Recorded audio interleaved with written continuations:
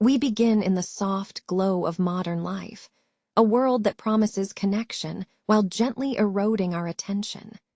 We move through feeds and screens, consuming moments packaged for perfect consumption.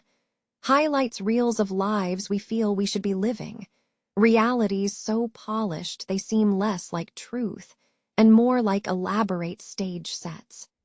It is a comfortable kind of captivity, one dressed up in the veneer of information flow. Our early existence within this illuminated cage is marked by effortless acceptance. We scroll through curated feeds, accepting the headlines, the perfect family dinners, the impossible athletic achievements, without questioning how these fragments arrived on our glowing pane of glass. Everything is rendered digestible, fit for a brief moment of scrolling attention. Doubt is not required. Agreement is merely expected. The algorithm guides us, predicting what we wish to see, and we reward it with our focused belief. This landscape demands no deep introspection. It asks only that we keep scrolling, keeping pace with the perpetual tide of external stimulus.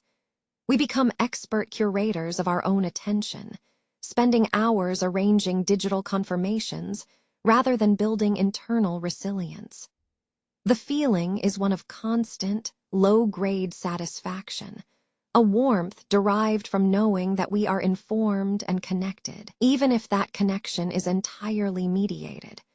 Our thoughts flow easily within this stream, echoing what we have seen moments before. We build identity not on deep personal conviction or lived experience, but on the consensus of ephemeral digital agreement. To hold a differing view feels cumbersome, like stepping off a well-worn path onto difficult, unmarked earth. The immediate safety is found in mimicry, in simply agreeing with the surrounding noise. We are comfortable here because everything is predictable, filtered, and contained within measurable metrics: likes, shares, views. These metrics become proxy gods, determining our perceived worth and the validity of our inner life. We adjust our thinking to fit these digital contours, sacrificing intellectual grit for the ease of instantaneous validation. The shadow has a beautiful sheen to it. It is glossy, bright, and endlessly varied. It appears authentic because so many people are looking at it through the same glowing filter. The illusion is self-sustaining. We feed it with our most precious resource, our undivided focus. We mistake familiarity for veracity. We mistake ease for enlightenment. It is here, within this gentle current of perpetual affirmation, that the journey must begin its quiet work. To detach is not to reject technology itself, but to gently protest the surrender of genuine interior life at the altar of endless scrolling. It means learning to distinguish between the reflection and the thing reflected. The shadows are seductive because they feel so real, painted with such bright, immediate colors. They mimic the comforting weight of truth without any of its demanding labor. Our initial challenge is not one of grand revolution, but of minute noticing. To pause before swiping, to breathe in the quiet gap between notifications, to acknowledge that beneath the glittering surface of curated perfection, a vast wilderness of unexamined assumption still waits to be traversed. The work starts with simply observing what we accept as true, and understanding whose gaze cast those shadows upon our minds. The constant stream of digital life offered a deceptive sense of fulfillment. Every scroll, every like, was designed to feel like confirmation, a gentle validation that nothing truly challenged the spirit. We accepted these curated moments as reality itself, mistaking reflection for substance. Yet, beneath this surface comfort, something began to fray. A subtle disconnect started to take root in the corners of the mind. It did not arrive with a dramatic flash or a booming realization. Instead, it was like a faint discord in a perfect stream, a tiny whisper asking, "Is this all there is?" The dissonance grew from small moments, perhaps reading two separate sources on the same topic and finding them fundamentally contradicting one another. Maybe witnessing an emotional exchange online that felt disproportionate to the real life lived by those people. These were not urgent alarms, merely persistent suggestions of inconsistency, moments where the accepted narrative stuttered. A question would arise about the source of certainty, prompting a deep internal pause. Who determines what is true?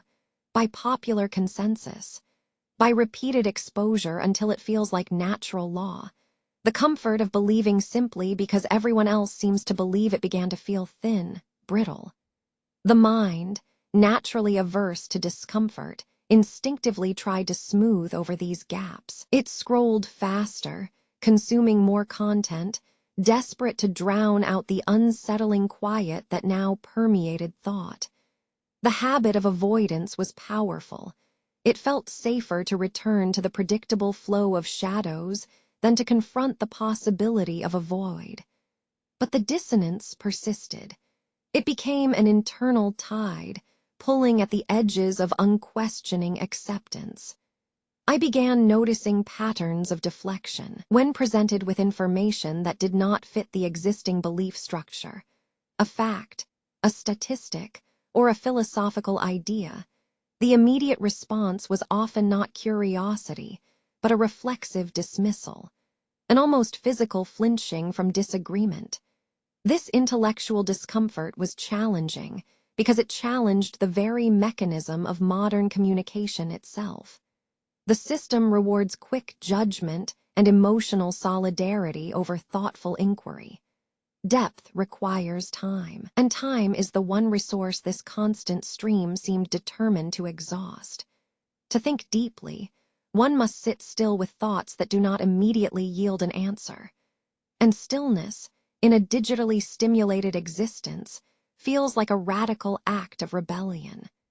These moments were less about changing opinions and more about noticing how the opinions themselves were constructed, how they formed through echo chambers and algorithmic reinforcement. It was realizing that belief, often presented as immutable personal truth, was frequently just the accumulation of highly specific, repeated echoes.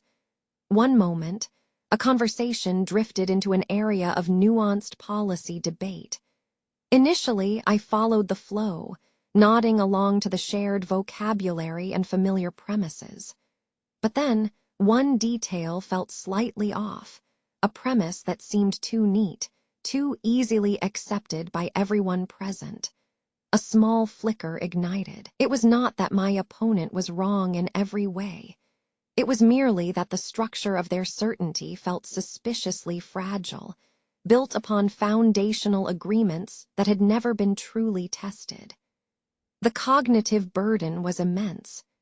To hold two contradictory ideas in mind simultaneously, the comfortable consensus and the unsettling possibility of error, felt like holding up a heavy stone against an invisible current. The usual mental reflex was to drop the stone and simply agree to maintain peace. But a new kind of patience, or perhaps defiance, began to root itself in the chest. It led to profound introspection about the nature of assent. What are we willing to truly believe? And more critically, what do we genuinely know? This questioning was exhausting because it demanded emotional labor that the modern environment seemed determined to prevent. It was far harder to maintain a state of open inquiry than it was to simply react with practiced certainty. The realization began to shape itself into a pattern. The subtle disconnect was not an external event, but an internal sensitivity, a developing awareness that the boundaries between assumed truth and actual understanding were porous. The digital noise, while overwhelming, had also succeeded in doing something unexpected. It had overloaded the system enough to make us feel the inherent lack of stable anchors. It created a kind of intellectual tinnitus, making every unchallenged premise sound faintly wrong. This disquietude was not inherently negative. It was simply the sound of the mind stretching its muscles after a period of atrophy. It signaled that something essential was awakening, a muscle memory for doubt, the quiet insistence on verification. The world outside the screen remained largely indifferent to this internal turmoil, continuing its predictable cycle of curated outrage and fleeting praise. But within the confines of consciousness, the small seeds of skepticism were taking root, demanding sunlight and air into dark, accustomed corners. The comfort of the cave was insidious. It felt natural, almost necessary. Every scroll, every click, every agreeable affirmation provided a steady current, a predictable wash that carried away any troublesome thought.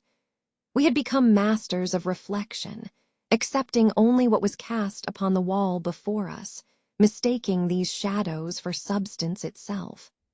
The consensus reality, filtered and polished by algorithms, had become the ultimate measure of truth. But beneath this shimmering veneer of agreement, a tremor began. It started not with a sudden revelation, but with a subtle glitch in the system. A moment when something did not quite fit. The curated feed suggested one narrative, while a genuine observation from the street presented another, conflicting reality. This cognitive friction was initially dismissed, filed away as mere distraction or exhaustion. Yet these small inconsistencies began to accumulate. The mind, designed for pattern recognition, spotted the patterns of artifice. It realized that much of the knowledge it consumed, the opinions held dear, the certainties clung to, were not anchored in deep understanding, but in echo.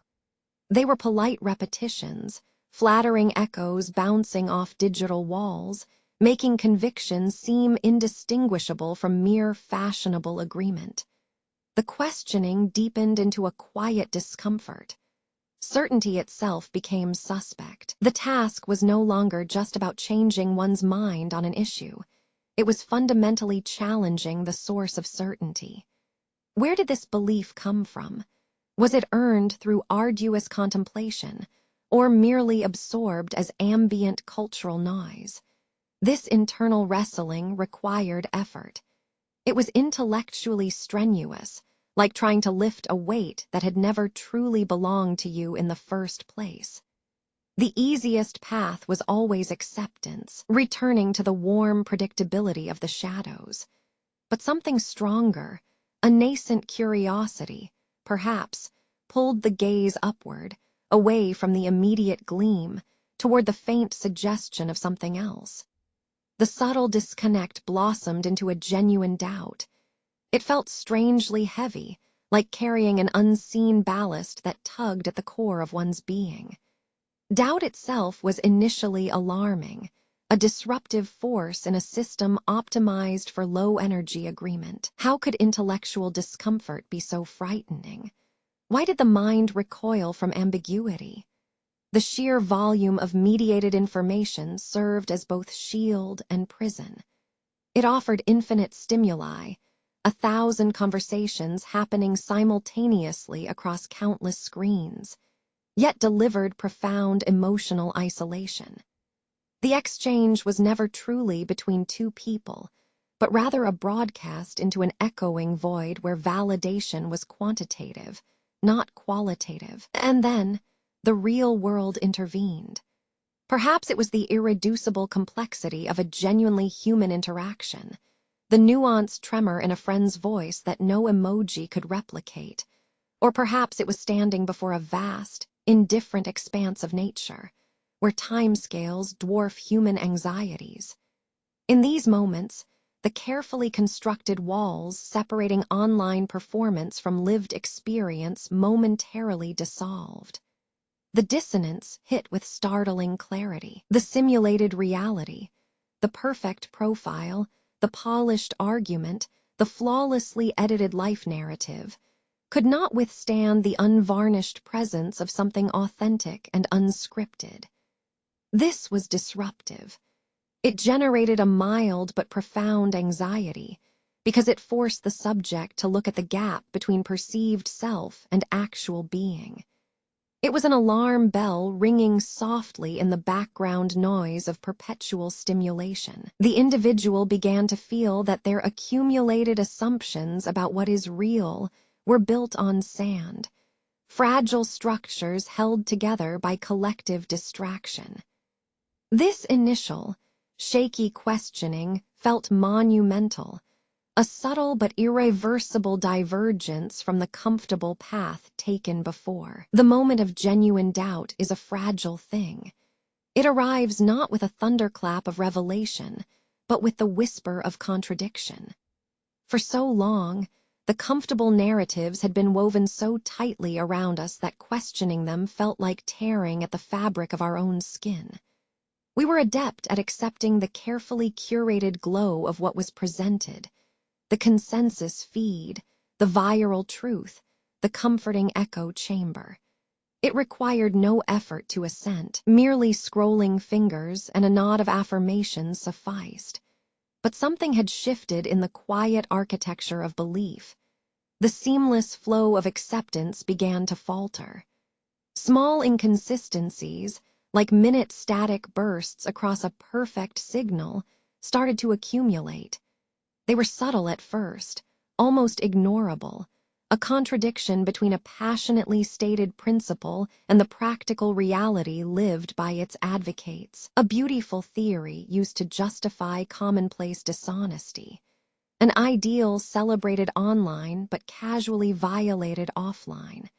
These discrepancies did not demand grand confrontation. They merely demanded notice. The core struggle was not against the outside world, which remained vast and stubbornly persistent in its flow of mediated noise. The true battlefield lay within the mind itself. To question the source of certainty was an act of deep intellectual discomfort. It is easy to dismiss a challenging thought as mere fatigue or emotional overreaction. It requires immense energy to pause the automatic assent, to stop assuming that agreement equals accuracy, and validation equals virtue. We find ourselves in a state of profound cognitive dissonance. One hand reaches out for the familiar comfort of a hot take, the quick judgment designed to build tribal belonging, while the other begins to whisper equations, questioning the very foundations of the shared reality. This internal tension is exhausting. It demands a sustained openness that our modern conditioning has starved us of. It was during such an instance, perhaps overhearing a genuine conversation in a sunlit park, or observing the relentless, unpredictable complexity of natural life, that the mediated stream faltered entirely. The casual artifice, the polished performance so often displayed for an audience, could not sustain itself against the unvarnished presence of something real. That brief exposure to unfiltered reality was deeply unsettling. It created a visceral gap, the chasm between what we were encouraged to perform as truth and what our senses were actually able to observe. The doubt became a persistent companion, forcing an active internal struggle. We had become too skilled at generating echo, agreement without investigation. The comfortable assumption was that if enough people repeated it, it must be true. This realization, that polished consensus is often merely decorative, was far more painful than any disagreement we had ever experienced. And so, the individual stands on this threshold of nascent skepticism. They have looked closely enough at their own belief structures to see the scaffolding holding them up is made not of stone and logic, but of highly refined agreement.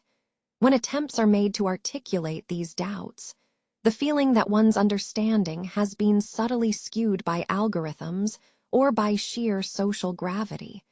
The response from the surrounding collective is immediate and fierce.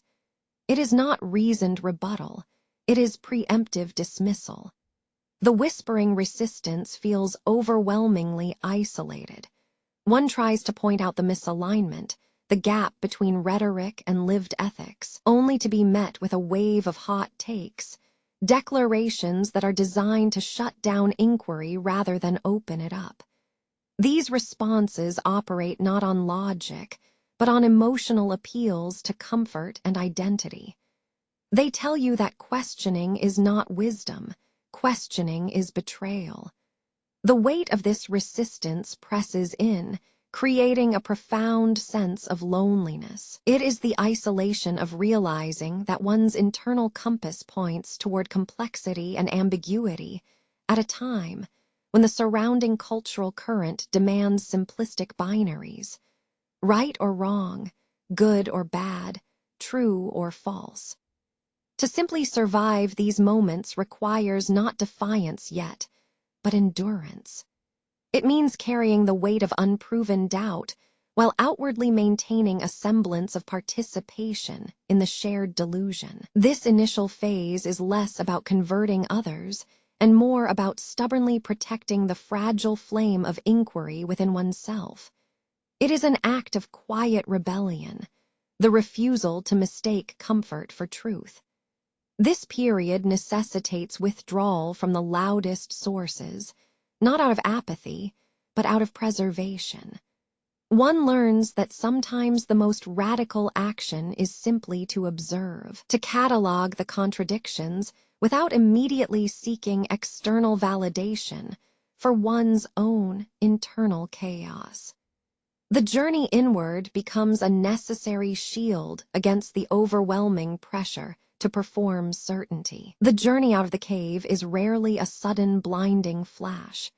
Instead, it is a persistent, stumbling ascent, fueled not by certainty, but by pure, stubborn curiosity. What we are entering now is the painful space between doubt and conviction, the intellectual wilderness where previously accepted certainties feel fragile, like brittle glass waiting to shatter. After noticing the subtle disconnects and facing the active resistance of those comfortable in the shade, the path becomes profoundly isolating. It requires a turning inward that is often more terrifying than confronting an external enemy. The initial momentum came from outside observation. Now, the quest must begin within. The character learns that the greatest chains are not forged by others, but woven from assumptions we have made about ourselves, about who we believe ourselves to be, what makes us happy, and what failure truly means. This is the precipice moment, the point where intellectual discomfort shifts into deep personal reckoning. It is here that the foundational beliefs about self begin to shake loose, necessitating a radical reevaluation of one's own internal landscape. This seeking is driven by the knowledge that superficial agreement is not truth. It is merely a collective performance of comfort. The mind must now confront the vast architecture of its own cognitive habits. We are forced to look at the mechanism of belief itself. How do we assume something is true, and what process? What kind of evidence? Do we need to truly test that assumption? It becomes a rigorous exercise in intellectual hygiene. Every deeply held opinion, every unquestioned emotional reaction must be subjected to the cool light of logical scrutiny. This practice feels exhausting, a constant straining against the inertia of habit. The mind, accustomed to receiving easy answers from feeds and headlines, now demands verifiable sources, requiring an almost monastic patience that is sorely lacking in the fast-paced modern environment. The stumbles are inevitable. They come wrapped in moments of apparent clarity, only to be tripped up by a lingering moment of doubt, a question mark attached to what felt solid minutes before. This uncertainty must be embraced not as failure, but as necessary fuel. It is a psychological muscle being built. We learn that true knowledge is characterized not by the feeling of having found an answer, but by the graceful acceptance of I do not know. The discomfort associated with this void of knowledge begins to feel less like panic and more like profound freedom. This shift in emotional state, from dreading ignorance to embracing it, is perhaps the most difficult lesson. We start seeking out sources that are not optimized for consumption, but for contemplation. We seek out the slow forms of understanding, the complexity of a sustained argument, the patience required to read an entire philosophical text without skimming for keywords, the deep satisfaction of making a genuine connection with another person, based purely on shared curiosity rather than mutual validation. These encounters act as gentle corrective lenses, showing us the contrast between manufactured outrage and quiet thoughtfulness. The world begins to reveal itself in fragments, beautiful moments of reality juxtaposed against the polished artifice that still permeates public life. One might notice how people use complex jargon or performatively adopt an oppositional stance simply to belong to a certain tribe, without having done any actual thinking on the matter. It is a pervasive habit of intellectual flailing. The process demands humility. The self-aggrandizing narratives we once accepted, the feeling that we were intellectually superior by merely pointing out inconsistencies, must be stripped away.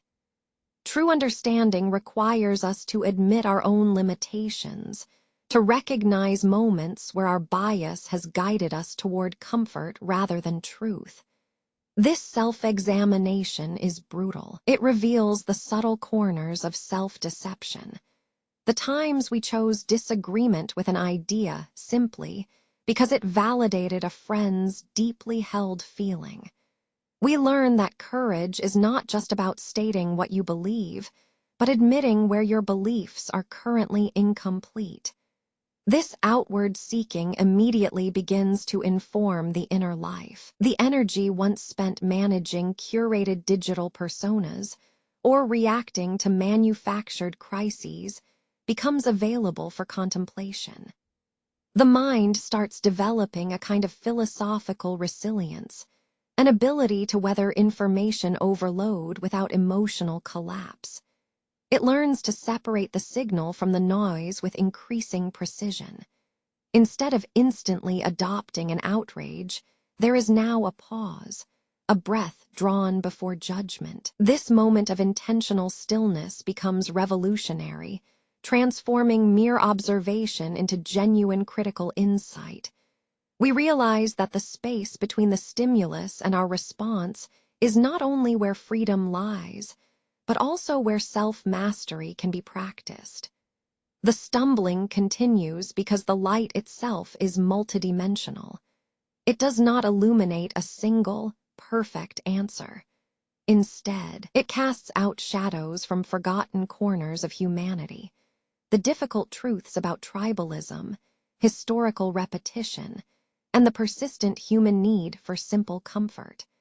We begin to see that resisting these uncomfortable facts leads only back into the artificial warmth of the cave's simulated consensus. The goal shifts from merely seeing the sun to learning how to endure the natural shift in light itself. The shadows of evening contrasted with the sharp brilliance of dawn, and understanding both without panicking or falling asleep. This state is neither enlightenment nor defeat. It is active becoming. It is living with a radical openness, accepting that wisdom is not an end destination, but rather the diligent practice of noticing the subtle friction between what we assume to be true and what patient observation tells us must be reality. The ascent continues toward clarity, acknowledging that some uncomfortable truth, the complexity, the ambiguity, the vastness of existence, may never fit neatly into a curated post, but it is worth facing anyway. This necessary struggle defines the edge of genuine awareness. The descent into true knowledge is rarely smooth. We might have expected the path toward clarity to be an illuminating stroll through a meadow of pure understanding. Instead, we found ourselves standing at the precipice, facing truths so immense they threaten to unmoor us entirely. This was the moment of confrontation with reality's naked architecture, a painful recognition that intellectual truth is not merely agreeable, it is deeply unsettling. The previous struggles had been about recognizing a disconnect, questioning sources, and facing initial emotional resistance. But now, we stand before the structural faults beneath the comfortable illusion, flaws so fundamental they challenge our very sense of self and belonging. To see them is to feel fundamentally exposed, as if every neatly constructed opinion or cherished belief was nothing more than a delicate film over an abyss. The painful clarity that greeted us felt less like revelation and more like trauma. It suggested that the systems we relied on, not just social media feeds, but perhaps entire frameworks of thought taught from childhood, were built upon convenient omissions. We began to understand that comfort requires ignorance, and wisdom demands a willingness to feel this intellectual ache. This realization was destabilizing. If our deepest assumptions about justice, human nature, or even reality itself were flawed, where did we stand? The very ground beneath our feet felt provisional. There was no simple philosophical antidote for the sheer weight of what we had uncovered. That the most dangerous belief is not a falsehood others impose upon us, but one we quietly accept within ourselves. We found ourselves navigating fields littered with discarded certainties. Every seemingly solid pillar of conventional wisdom crumbled under the force of critical thought. The first signs of emotional fatigue set in, a weariness not from physical exertion, but from the constant effort of maintaining intellectual scrutiny against a deeply ingrained tide of ease and acceptance. We learned to observe this mental exhaustion. It was merely the weight of unlearning. The internal conflict became profound. On one side lay the aching yearning for the soft reassurance of the shadows, the familiar narratives that required no work, no introspection, only consumption. On the other side pulsed the raw, undeniable call toward truth, a cold, sharp energy demanding continuous self-correction and intellectual rigor. This duality was agonizing.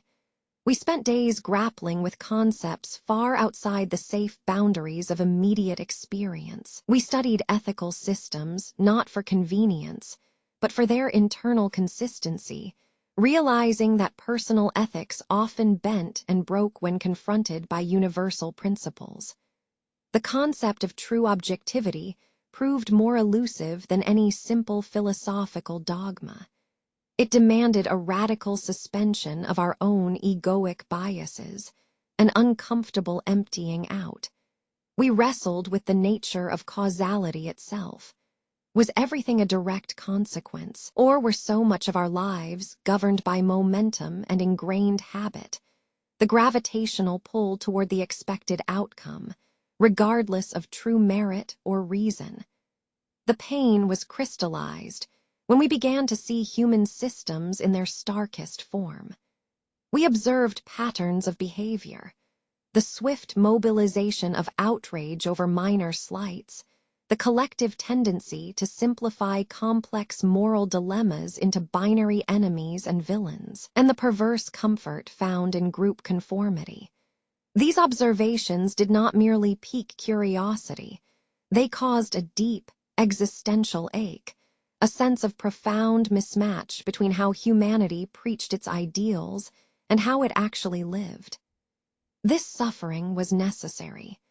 It served as an intellectual crucible, burning away superficial layers of acquired thought to reveal the raw ore of pure reason underneath. We came to understand that true freedom required embracing what we felt initially was simply despair.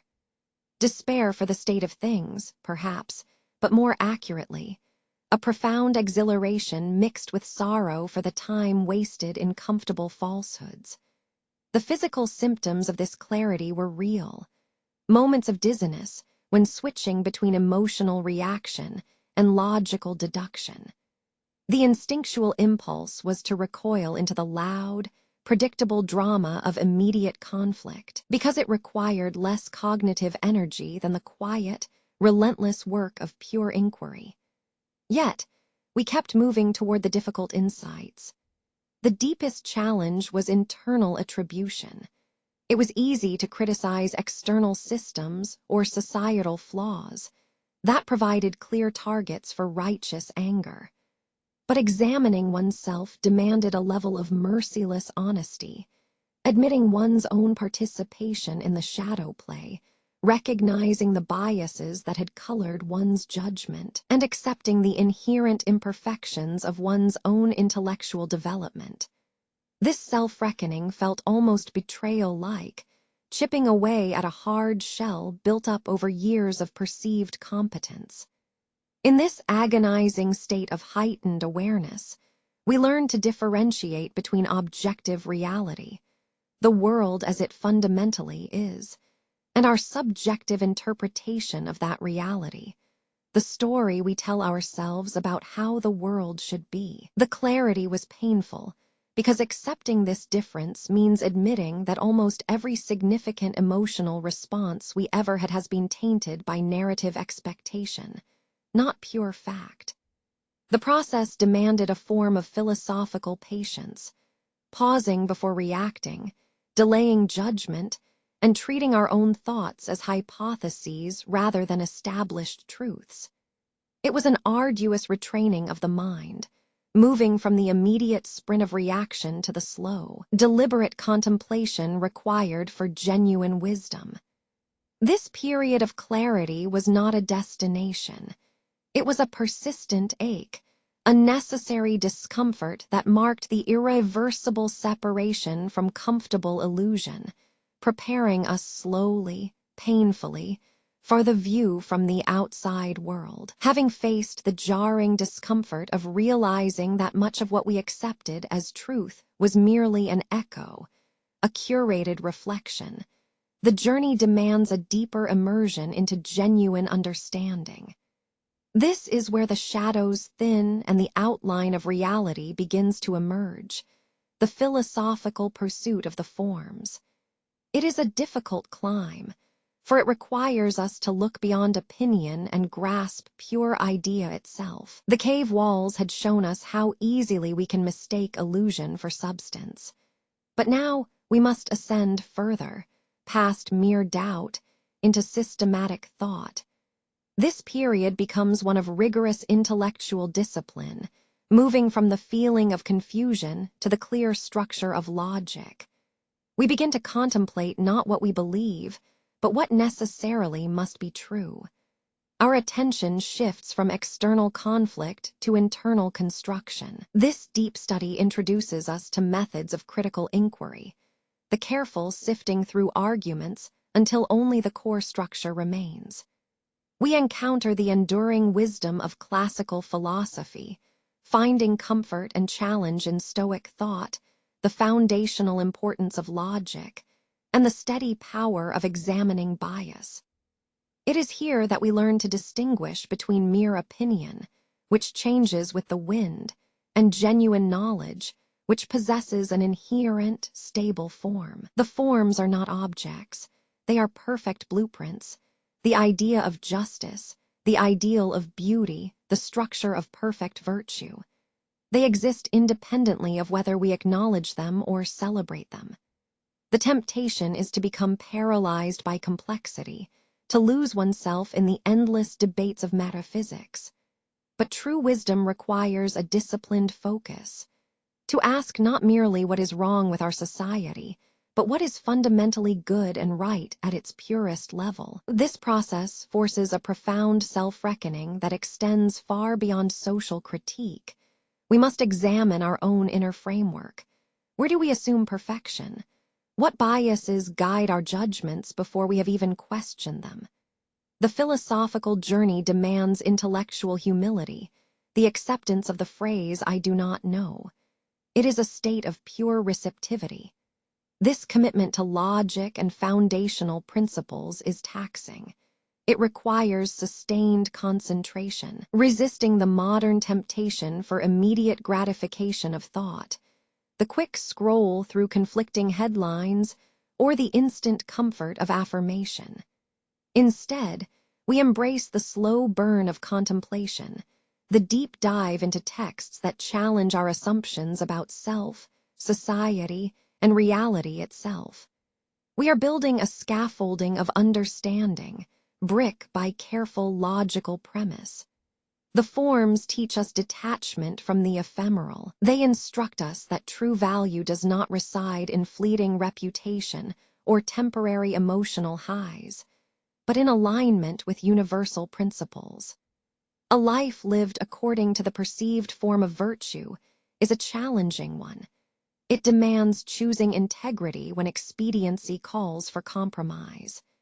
It means understanding that, while our immediate circumstances are messy, the underlying blueprint for how we ought to live remains clear and unshaken. This sustained academic effort, this reading of ethics and epistemology, does not grant us automatic wisdom. Instead, it provides the necessary tools, the capacity to pause between stimulus and response. It allows us to create an intentional, contemplative space. We learn to observe our emotional reactions and rational judgments as separate entities, capable of being examined, categorized, and thus mitigated. This philosophical resilience is the first defense against the chaos of mediated life. This chapter represents the peak intellectual struggle. We are equipped with frameworks for thought, the logical tools necessary to withstand the emotional onslaught of later confrontations. We have moved from merely sensing dissonance to methodically investigating its source. The forms reveal that ultimate reality is structured, ordered, and fundamentally indifferent to our personal discomfort. It simply is. We are building an internal fortress of reasoned thought.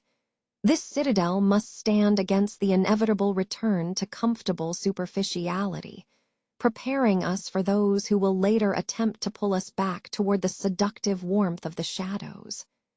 The clarity gained here is not a finish line. It is merely the sharpened edge of our perception, ready for battle, or perhaps more accurately, ready for dignified disengagement. After traversing the arduous path of self-examination and rigorous philosophical study, arriving at a clarity that was both immense and painful, one finds oneself unexpectedly confronting the source of comfort.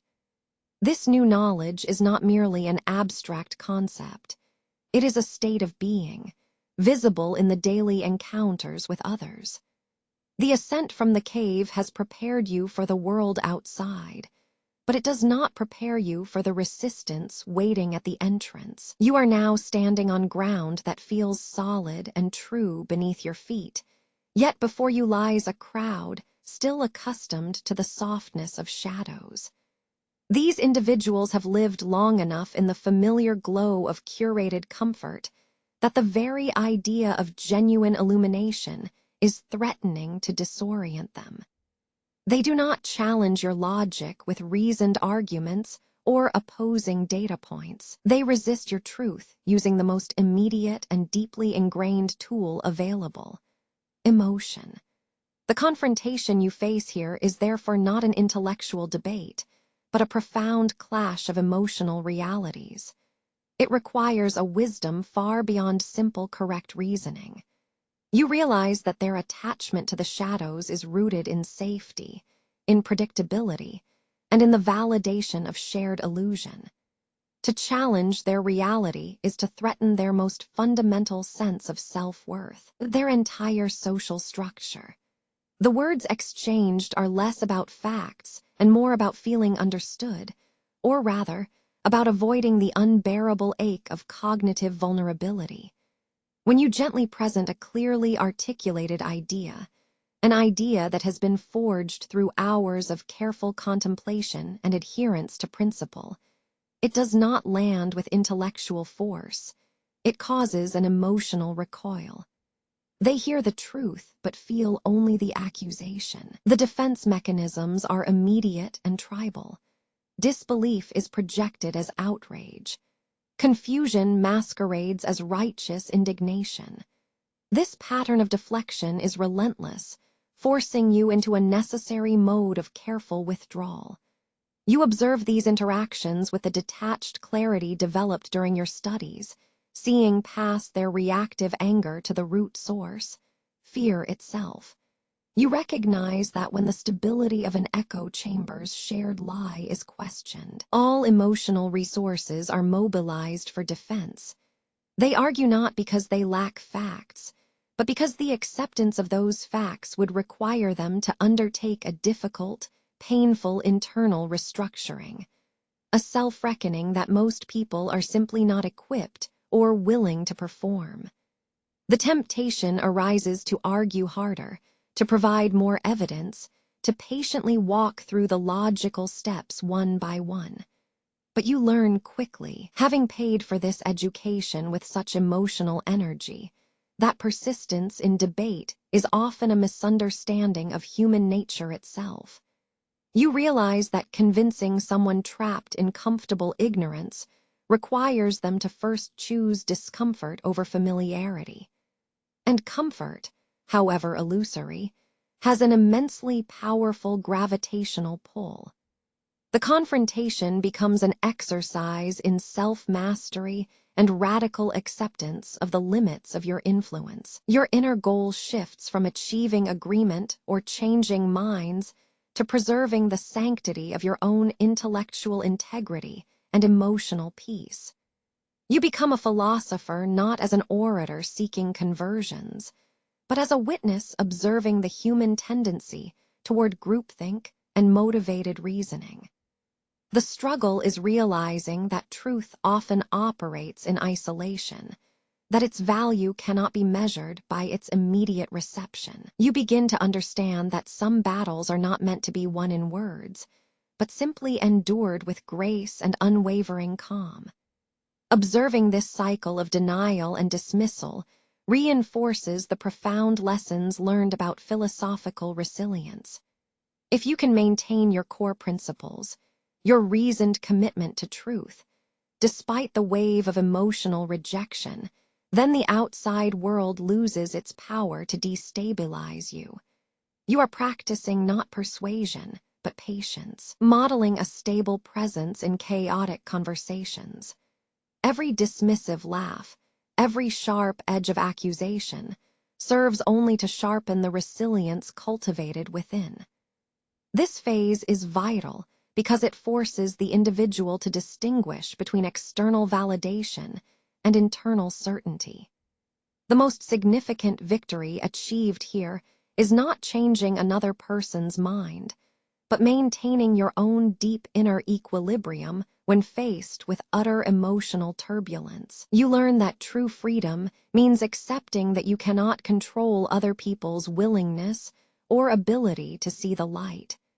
This detached understanding is perhaps the hardest truth of all, a silent shift from I must convince them to I must remain clear for myself. The whispers and accusations are simply the sound of inertia, the force of habit acting upon human belief systems. By accepting this limitation, that your clarity will meet resistance regardless of how logical you are, you finally free yourself from the exhausting emotional burden of trying to convert everyone. You become a quiet island of principle in a sea of passionate agreement. The confrontation thus serves as a crucial testing ground, cementing the understanding that wisdom requires not just knowledge, but profound patience and an unwavering commitment to self-respect above external approval. This mastery over your own reaction marks the true end of the academic journey and the beginning of principled living amongst others. The struggle was no longer about being right or proving a point. The battleground had moved entirely within the self, transforming from an external debate into an internal landscape of possibility. Having weathered the storm of confrontation with those who clung to their carefully constructed illusions, the initial burning passion for correction had cooled into something steadier, more resilient, and far less urgent. This new plateau was marked by a strange quietude, a moment where exhaustion met profound clarity. The realization dawned that fighting everyone, or even arguing with the fundamental structure of comfortable ignorance, was an endless, futile endeavor. One cannot drag people out of the cave by force. Their chains are woven from belief, comfort, and collective inertia. The wisdom gained was radical acceptance, accepting not only what one did not know, but also accepting that others might never seek to know. This realization initiated the process of intellectual detachment, a profound philosophical stillness far removed from the frantic urgency of online rebuttal or heated social argument. Embracing uncertainty became less a choice and more a necessity for inner peace. Before this point, truth had been viewed as a fixed object, a clear picture waiting to be seen outside the cave entrance. But now, the self understood that truth is not a destination. It is a continuous process of becoming, an embrace of ambiguity itself. The uncertainty was initially terrifying. The human mind craves boundaries, desires definitions, and finds solace in simple dichotomies, right or wrong, real or fake, true or false. To surrender to maybe felt like abandoning the moorings, adrift on a sea of endless questions.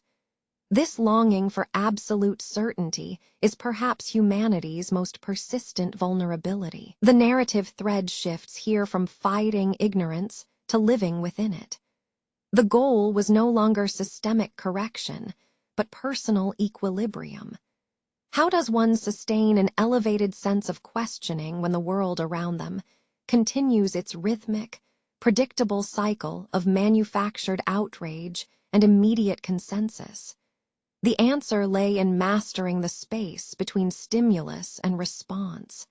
The internal work became a disciplined withdrawal. It required cultivating a profound patience, the virtue that Stoics prized above all else. This was not merely waiting, it was active mental cultivation. It meant observing one's own emotional reactions to perceived injustice without participating in them. It demanded the intellectual courage to feel uncomfortable with discomfort, to allow the mind to wander into unproductive, unanswerable spaces simply for the sake of expansion. The character began treating uncertainty not as a void to be filled immediately, but as fertile ground, a blank canvas where any idea, even an illogical one, could take root without fear of contradiction. This acceptance restructured core beliefs about self-worth and influence. The value shifted from external validation, likes, agreement, participation in debate, to internal integrity, the alignment between thought, principle, and action. The journey into uncertainty was accompanied by a deliberate shedding of intellectual anchors. The need for definitive labels, the compulsion to categorize every person or idea as good or bad, began to dissolve. Things simply were. They possessed complexity, shades of gray, and contradictory elements that resisted easy philosophical neatness. This quiet resilience became the new normal. Where previously there was an adrenaline-fueled urgency to disprove falsehoods, now there was a measured steadiness. The mind learned that constant vigilance against shadows is ultimately exhausting. Sometimes, simply noticing the flicker, the subtle tremor of doubt in oneself and others, was enough. The greatest freedom arrived when the character understood that they were no longer responsible for shifting the entire culture's understanding. Their role was not to be a revolutionary orator standing outside the cave entrance, shouting truths into the darkness.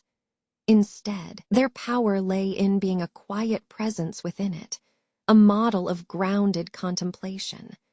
This meant cultivating what might be called philosophical ballast, an inner core that remained steady regardless of the external storm. It is about acknowledging the inescapable chaos of human disagreement while protecting one's own internal ecology from its drag. One must practice seeing conflict not as a battle to be won, but as data, an observation point in the eternal stream of human folly and potential. The uncertainty that confronts us all is simply the necessary friction that generates growth. It forces us to rely on reason when emotion screams for certainty. It demands humility before the overwhelming complexity of existence. And mastering this acceptance means finally moving from the exhausting position of perpetual resistance to the liberating posture of continuous becoming, ready not for the next great revelation, but for the quiet dignity of simply remaining attentive. The journey has led to a profound stillness, a quiet settling into the bones of one's conviction. For weeks now, the struggle was not external. It had become an exquisite, agonizing rhythm played out within the self. The knowledge gained, the clarity, the harsh edges of objective reality against subjective comforting narrative, had arrived with the full force of dawn breaking over a desolate landscape. It required no grand rebellion or dramatic flight. Instead, it demanded something far more difficult, simply to wake up. The habit of retreating into philosophical understanding is itself a form of comfortable avoidance. One can read treatises on virtue and self-control until one feels intellectually satiated, mistaking accumulation of knowledge for actual transformation. The true difficulty now was translating the geometry of thought back into the messy architecture of daily life. How does one live differently when the very structures that define normal are built upon streams of curated illusion? The understanding crystallized. Virtue is not a theoretical construct. It is a series of deliberate, embodied choices made in moments where no witness observes and no immediate reward awaits. It was about recognizing that, while we cannot control the cacophony passing through our minds or the opinions echoing from our feeds, we could master the silent space between stimulus and response. The first step outside the inner cave is not a single leap into blinding daylight. It is a subtle, almost imperceptible readjustment of posture. It is the decision to pause. When faced with an immediate piece of emotionally charged rhetoric, there is now a conscious willingness to hold that thought in suspended judgment, to refuse the reflexive plunge into agreement or defense. The residue of intense cognitive struggle demands a return to simple presence. Where before, every moment was processed through a filter of contradiction. This source contradicts that fact. This feeling disproves that premise. Now there is an emerging capacity for mere observation. Observing the breath entering and leaving the body. Noting the way light shifts across wood grain. These small acts of deep attention become anchors against the relentless pull of manufactured urgency. The world does not suddenly become clearer, nor do people instantly transform into sources of pure reason. The chaotic patterns remain visible on the surface, yet the observer has changed. The shift is profoundly internal, from being a reactor to becoming an architect of one's own attention. This required abandoning the high expectation that others would also undergo this same painful process of clarity. It was a letting go of resentment, a powerful emotional anchor that had held one captive within the struggle itself. Accepting that some people are designed, or perhaps simply prefer, the comfort of the shadows, and that engaging them in prolonged intellectual debate is not only fruitless but fundamentally draining to the self. The new discipline became radical quietude. It was finding pockets of resistance to distraction, choosing the slow read over the rapid scroll, selecting the deep conversation with one person over the performative spectacle for an unseen audience. These small, seemingly trivial choices accumulated into a philosophy of existence. That mastery is found in minimization, the reduction of unnecessary input and reaction. The fear that accompanied this detachment was profound loneliness. It is the feeling of standing alone on the edge of a chasm, where the known safety net has been revealed to be woven from mist. To step off without knowing what lies below is terrifying. Yet beneath the terror lay an unexpected, quiet grace, freedom from performance. The realization that true engagement was not about correction, but about modeling. That being present, being fully aware and anchored in one's own ethical commitment, was more powerful than any argument ever could be. It was a silent testimony to the possibility of clarity. This journey demands continuous vigilance. The cave walls are always damp with temptation. The comfortable patterns whisper promises of belonging if only one will just click accept on one more premise. Therefore, the practice is not a destination, but a perpetual orientation, a lifelong commitment to maintaining the distance between initial stimulus and final response. The first step outside was accepting that life itself is an allegory, and that by choosing mindful presence, one builds a small, fiercely guarded patch of genuine light in a world saturated with engineered twilight. Having walked the difficult paths of intellectual awakening, the journey has now turned inward. The external battle against comforting illusions and widespread misinformation pales in comparison to the profound confrontation waiting within one's own consciousness. Until this point, we viewed the cave primarily through the eyes of the world outside. The fleeting headlines, the manufactured outrage, the digital chorus of consensus. We focused on the shadows projected onto the wall by others, but true mastery requires a far more intimate gaze. The deepest and most persistent shadow is often not cast by external authorities or social trends. It is the shadow we ourselves project upon our own potential for truth. It resides in the unchallenged assumptions, the deeply ingrained biases, and the comfort of intellectual laziness that makes questioning oneself feel like an existential risk. Mastering the inner cave means recognizing that before we can free any one person from a manufactured narrative, we must first confront the narratives we have built to justify our own complacency. It is an act of radical self-accountability. We begin by asking uncomfortable questions, not about others' views, but about the very foundation of our beliefs. Where did this idea come from? What utility does believing this grant me? Is my agreement based on genuine understanding, or simply on a deep desire for belonging? The process is not a sudden epiphany. It is a slow, rigorous excavation. We must become excavators of the mind, methodically brushing away layers of intellectual silt, the unquestioned just because and the accepted everyone says so. This mental work demands a disciplined patience that far exceeds mere physical endurance. We learn to differentiate between genuine knowledge and comforting narrative structure.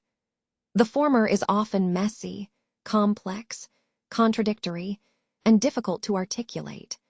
The latter is smooth, simple, emotionally resonant, and requires nothing from us but agreement. To choose the former is to deliberately invite cognitive discomfort into a system designed for ease. This internal struggle often manifests as moments of profound self-skepticism. One begins to feel like a stranger in their own thoughts, observing patterns of thought, the automatic jumps to judgment, the preemptive defense mechanisms, the tendency to categorize and dismiss complexity. These are not flaws unique to the individual, They are common human habits of mental economy. The goal is not merely to identify these biases, but to fundamentally restructure the relationship with them. We must transform from being a passenger swept along by habitual thought patterns into an active observer, a witness to one's own mind at work. This observation is the beginning of self-mastery.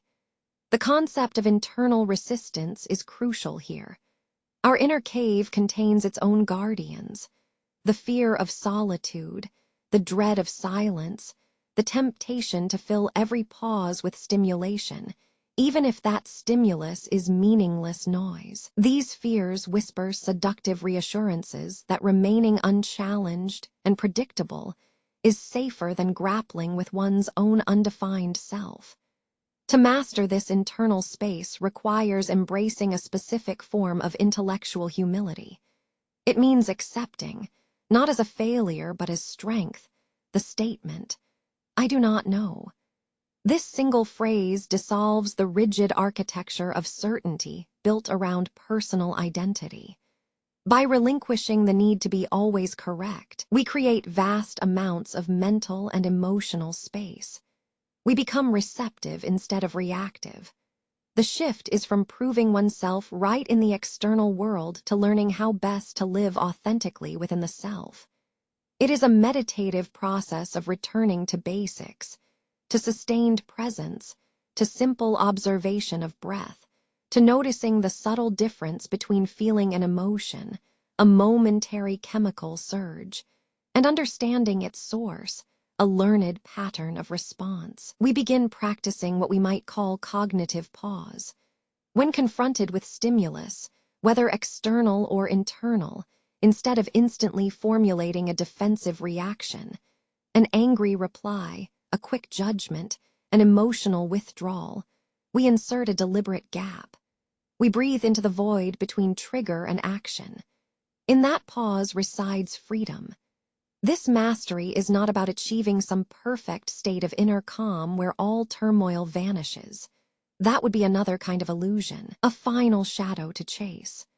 Instead, it is about cultivating resilience, the ability to feel profound discomfort, intellectual frustration, or even despair, and still maintain observational distance from those feelings. It is accepting that complexity itself is the default setting for reality, and simplicity is only ever an act of will. The culmination of mastering the inner cave is realizing that true self-knowledge is inherently paradoxical. The more you learn about your own cognitive limitations, the more expansive your potential becomes. You are no longer defined by what you believe, but by how diligently you choose to inquire into why you believe it. This sustained inquiry is the quiet revolution. This inner clarity then provides the bedrock for everything that follows. Having tamed the chaotic internal landscape, the protagonist is ready not just to observe the world's shadows from a safe distance, but to stand fully illuminated within their own mind, prepared to face reality, in all its glorious difficulty and beautiful indifference, with grounded wisdom. After the struggles within, after facing the loud echoes of difference and the exhausting resistance from those still confined by their comfortable shadows, a shift occurs. It is not marked by a sudden thunderclap or a revolutionary speech. Rather, it arrives in the profound quiet of dawn. The journey shifts its focus outward, yet simultaneously pulls the gaze deep inward. We find ourselves standing on a vantage point, a conceptual view from above, where the immediacy of human drama seems to shrink against the immense scale of existence. The accumulated insights from the trenches of debate and self-examination settle into a quiet clarity. The lessons learned were not merely intellectual theories. They became embodied skills, habits of mind, like the steady breath or the mindful pace of a morning walk. The frantic energy that had fueled the preceding chapters, the desperate need to prove oneself right, the urgent compulsion to correct the misconception of others, begins to subside. This is exhaustion in a beautiful way, the fatigue of sustained contemplation. The view from above provides perspective by sheer scale. Looking down upon the patterns of human anxiety, the frantic scroll, the performative outrage, the tribal adherence to accepted narratives, it becomes visible as pattern, predictable and recurring, rather than unique and inevitable. These actions, once experienced with intense personal urgency, are now viewed with a detached, almost scientific curiosity. We see that much of what we labeled truth was simply collective convenience, an agreement maintained by emotional inertia. The physical act of rising early, of facing the world before the synthetic glow of screens begins its relentless hum, becomes a ritualistic confirmation of internal sovereignty. The quiet hours are spent in observation, observing light shifting across mundane objects, noticing the complex biology of moss on old stone, watching a single cloud trace an arbitrary path across an enormous blue canvas. These moments dismantle the artificial urgency that defines much modern life. They anchor the self in reality as it simply is, devoid of narrative requirement. The internal dialogue becomes quieter, more measured. There is no longer a frantic battle against misunderstanding, only a gentle process of alignment with what genuinely holds stable. The great questions, what is justice? How should one live? Do not suddenly yield polished answers in the early morning mist. Instead, they surrender their demanding nature, becoming steady sources of curiosity rather than existential threats. The challenge of this view from above is precisely that it demands a radical shift in relationship to self-importance. One must learn to sit with profound indifference, the indifferent grandeur of a mountain range at dawn, the silent persistence of deep roots beneath a paved street. This indifference mirrors the necessary philosophical stance, to observe events and emotions without immediate attachment or forceful reaction.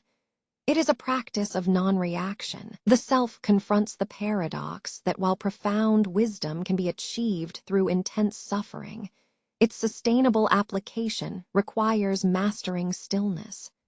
The noise of resistance encountered earlier becomes manageable background static, easily filtered out by sustained attention. The focus moves from achieving external validation, from forcing consensus on truth, to cultivating internal stability. True freedom is realized not when one convinces others, but when the chaotic patterns of external expectation cease to dictate one's inner state. This vantage point fosters a gentle melancholy mixed with tremendous liberation.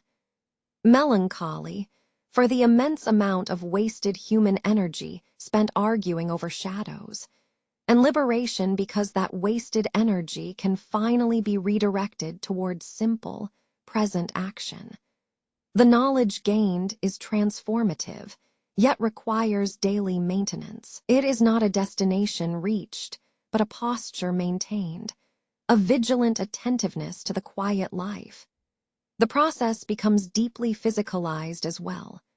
The deliberate pace of walking, paying attention to the weight of each footfall on uneven ground, reconnecting with the body's finite limitations. These simple acts root the philosophical concepts into somatic reality. It proves that wisdom is not merely a theory stored in memory. It is musculature, built through repetition and practiced patience. The grand philosophical constructs begin to resolve into mundane, repeatable tasks, paying attention, noticing, and letting go of the need for narrative closure.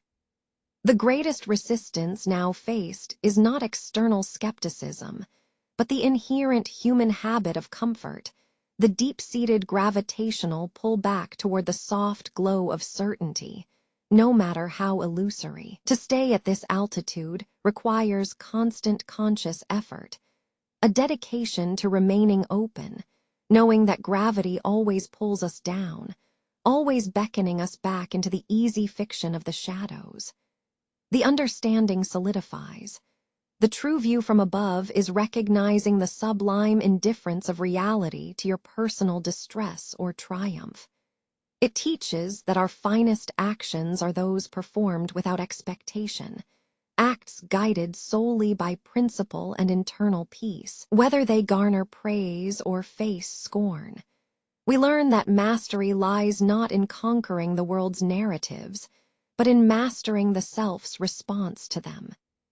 This quiet contemplation is the final refinement of virtue, a settling into a deeply stable sense of being, ready to navigate the complex currents of life without needing constant external justification for one's existence. The arduous climb out of the metaphorical cave taught many things.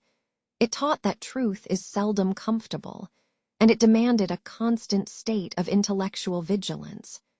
We had learned to question the source of certainty, realizing that what we accept as fact often carries nothing more than the polite echoes of past agreement.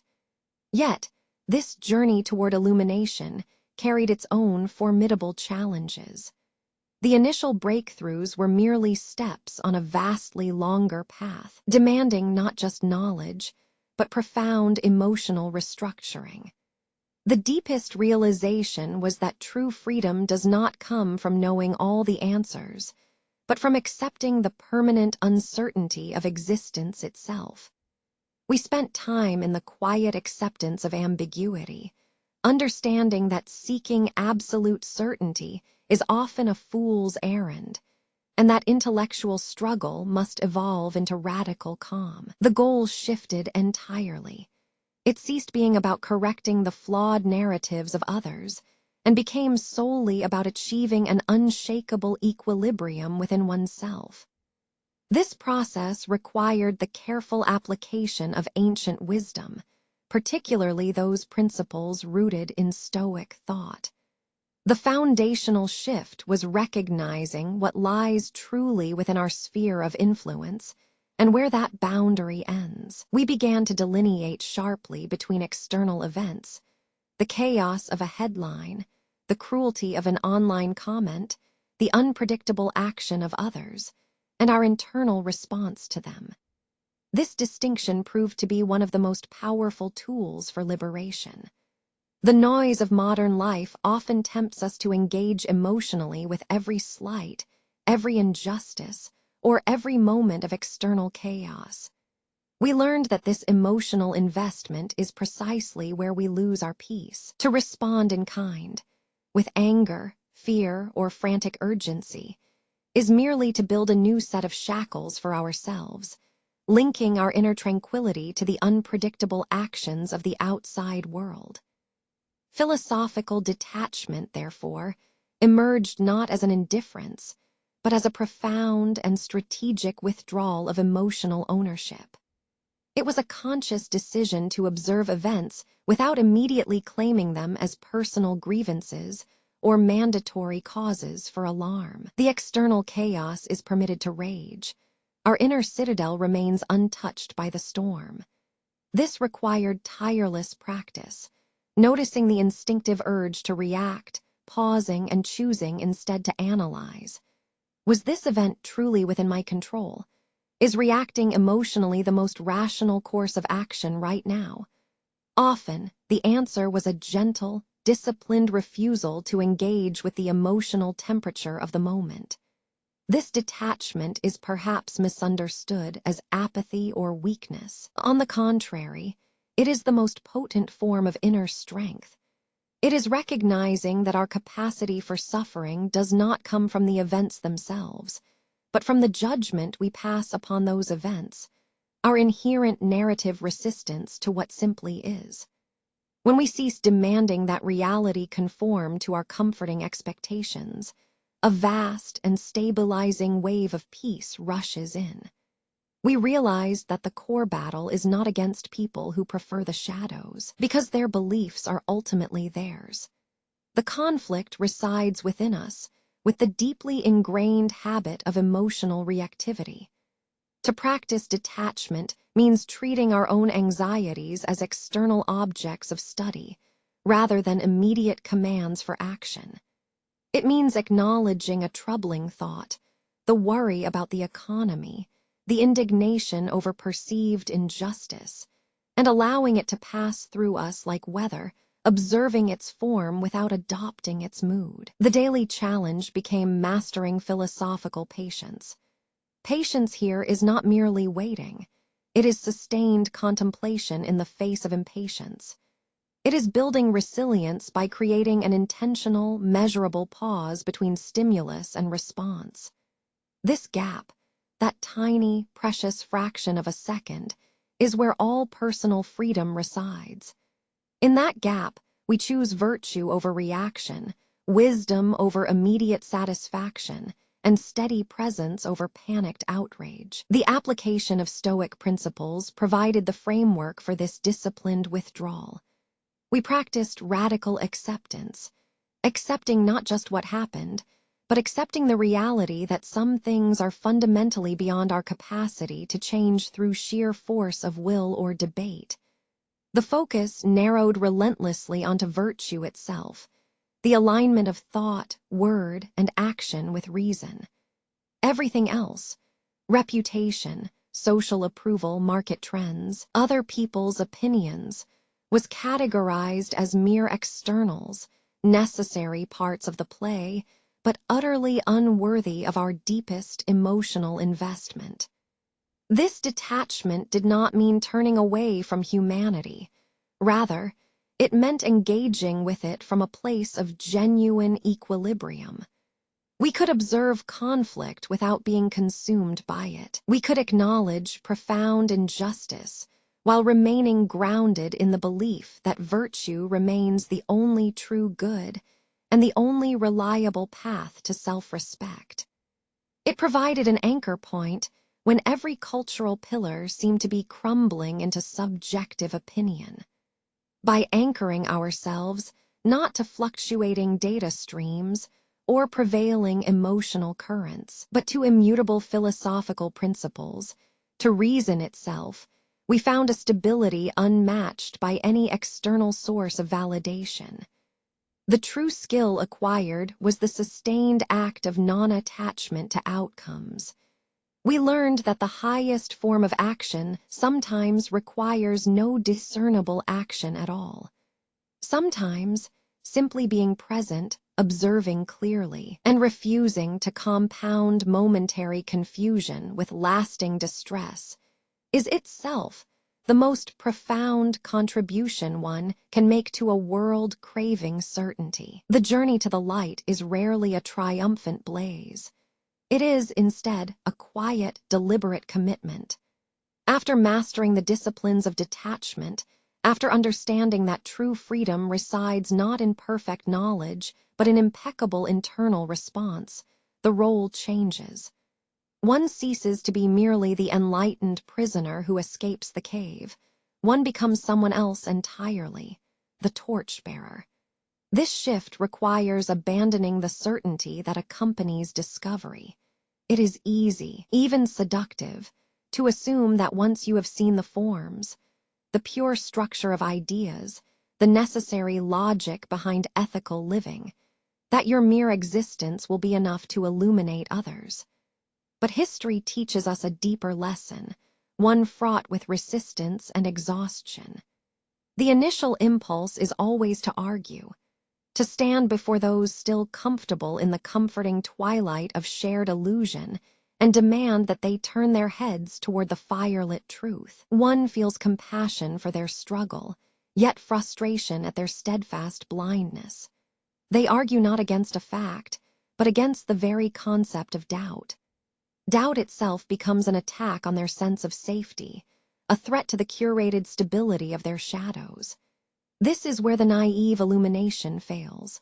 The Torchbearer learns quickly that pure intellectual firepower only burns bridges and breeds resentment.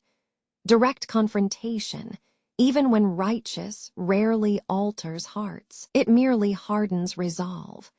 What they encounter from those deep within the cave are not arguments with facts, but appeals to tribal identity, nostalgic comfort, and shared emotional pain. They cling to their shadows because letting go feels like losing the very ground beneath their feet. To question the algorithm or the consensus is to risk social non-existence. The lessons learned in preceding chambers must now be reapplied, not for self-defense, but as a methodology of influence. The goal shifts profoundly from correction to contemplation. One learns that true guidance cannot be issued through protest. It must be modeled through steady presence. It requires embodying the calm acceptance that formed the bedrock of one's own peace. The challenge is sustaining this quiet power in an aggressively reactive world.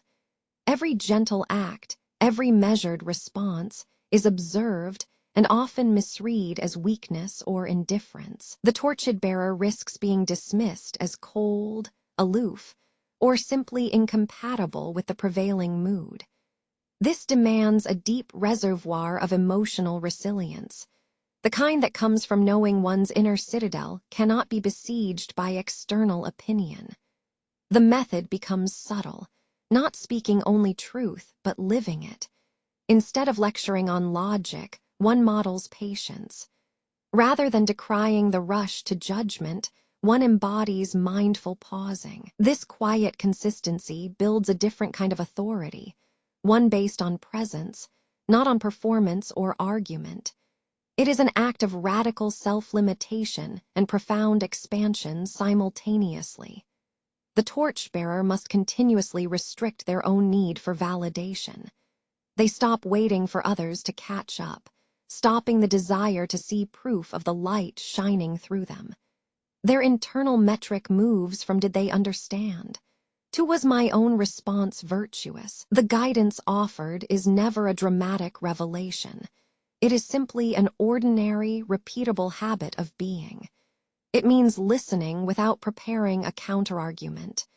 It means acknowledging another person's pain or deeply held conviction, even if founded on error, without validating the premise. It is empathy extended to misunderstanding itself. This commitment requires the utmost humility. The torchbearer must constantly remind themselves that they are not the keeper of all knowledge, nor the arbiter of universal meaning. They are simply one person who has found a sustainable rhythm with reality, and their gift is merely demonstrating that such a rhythm is possible.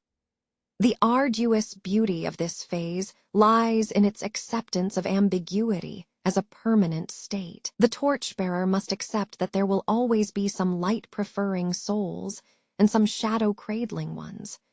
They cannot change the entire cave, nor can they illuminate every single corner in a day. Their task is simply to keep their own inner lamp steady, a constant reminder of what quiet dignity looks like when stripped bare by the relentless noise of modern expectation.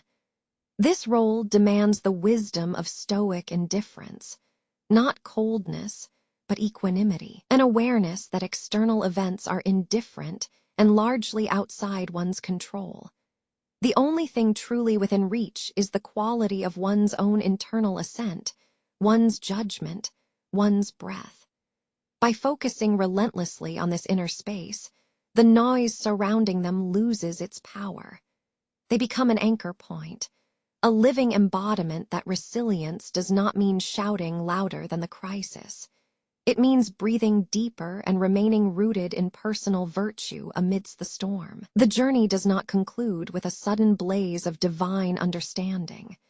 The arduous climb out of the cave did not grant instant mastery, nor did it promise an era of flawless enlightenment for all. Instead, Chapter 15 finds us settled in the soft, persistent light of continued awareness. Life, we learn, is not solved. It is simply lived with heightened intention. The illuminated life is characterized by a profound and steady state of equilibrium. It is the peace found after constant vigilance, after mastering the subtle art of detachment from the need for validation or even perfect understanding. The former struggle was marked by intense resistance to the shadows, resistance to complacency, and sometimes resistance to the inevitable pain that truth brings. Now, the primary conflict is no longer against the cave itself, but within the nuanced management of lingering darkness. We understand now that some individuals are meant to remain rooted in their comfortable illusion. Their narratives, their deeply held certainties, do not crumble because we have seen the light. They simply continue to project those familiar shadows onto the wall, and our role is no longer one of confrontation or even pity.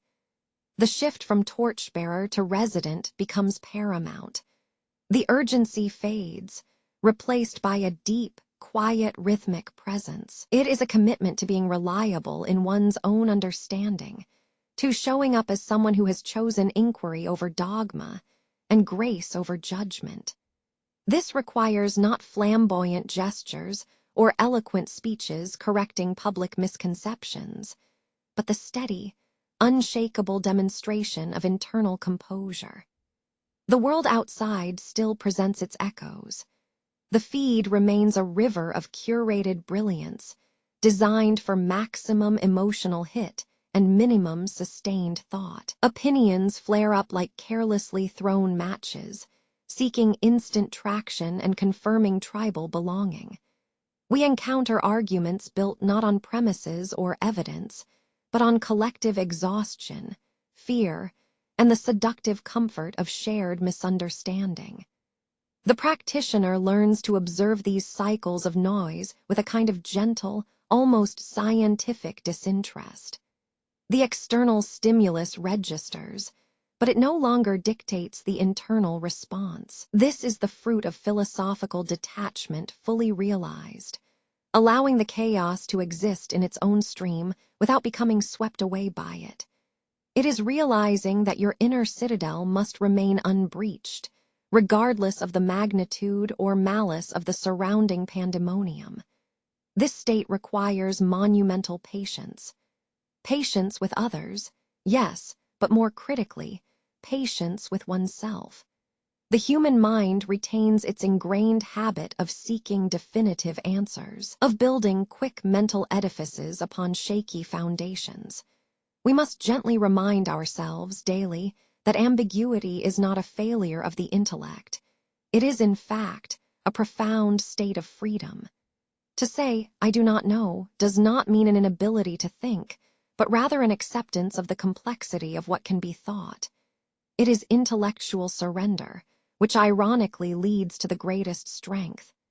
Furthermore, the illuminated life demands constant self-review, far beyond the initial painful reckoning with personal biases. We are tasked with maintaining a cognitive hygiene that resists the smooth veneer of comforting falsehoods. We must actively seek out viewpoints that challenge our own deepest assumptions, the beliefs we hold simply because they belong to our community. This deliberate pursuit of disagreement becomes a sacred act of self-mastery. The true measure of this inner work is how one responds when everything else seems unstable. When the structures around us are failing, when established authorities are shouting their inadequate certainty into the void, or when deeply loved people revert to old patterns of intellectual laziness, where do we find our footing?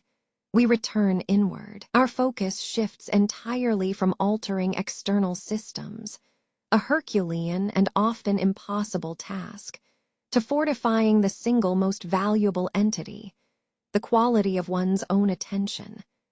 The journey becomes one of micro moments of presence. It is choosing to sit in uncomfortable silence rather than filling it with noise. It is reading a difficult, sprawling text that demands focus over scrolling through 50 shallow updates. It is listening to another person, not merely waiting for their turn to speak, but truly attempting to understand the framework of reality from which they are speaking. There remains an immense, quiet beauty in this acknowledgement. We may never fully pull everyone out of the cave. The deep conditioning, the comfortable inertia of the familiar lie, is too powerful. But that realization does not breed despair. Instead, it inspires a radical empathy, an understanding for the difficulty of unlearning decades of assumptions.